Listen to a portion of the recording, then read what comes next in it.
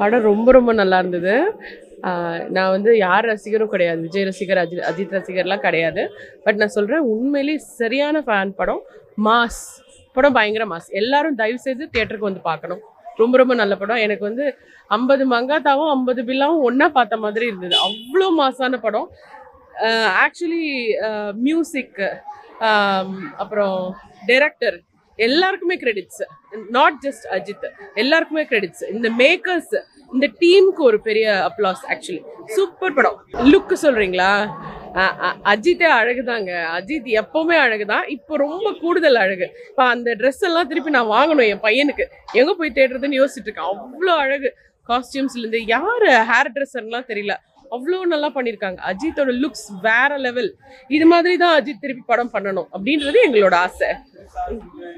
எல்லாரோட கம்பேக், அங்கங்க வச்ச ரெஃபரன்ஸ் எல்லாமே ஆசம். Super super. எங்கேயுமே இல்லை. ரொம்ப நல்லா இருந்தது. எனக்கு லேக்லாம் எங்கேயுமே தெரியல. அண்ட் வில்லனையும் சொல்லணும். வில்லன் வேற லெவல். அர்ஜுன் தாஸ் ஆசம். ரொம்ப நல்லா இருந்தது. ரொம்ப கண்டிப்பா ஃபேமிலியோட பார்க்குற படம். அண்ட் தியேட்டர்ல தான் பார்க்கணும். நான் இது 3வது வாட்டி வந்து பார்த்துட்டு இருக்கேன். நான் நார்மல் ஆடியன்ஸ், யாரோட ரசிகரும் கிடையாது. ஆனால் 3வது வாட்டி வர வச்சிருக்கேன் எனக்கு இந்த படம். அஜித் ஃபேன்ஸ் கேட்கவே வேண்டாம். ரொம்ப ரொம்ப சூப்பர்.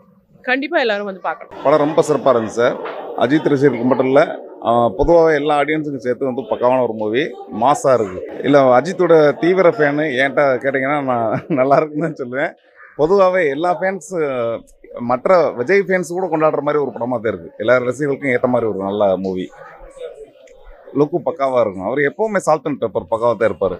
ஜிவி பிரகாஷ்மா நல்லா மியூசிக் பண்ணியிருக்கா. அப்படியே ஒரு படத்துக்கு பெரிய ப்ளஸ்ஸு.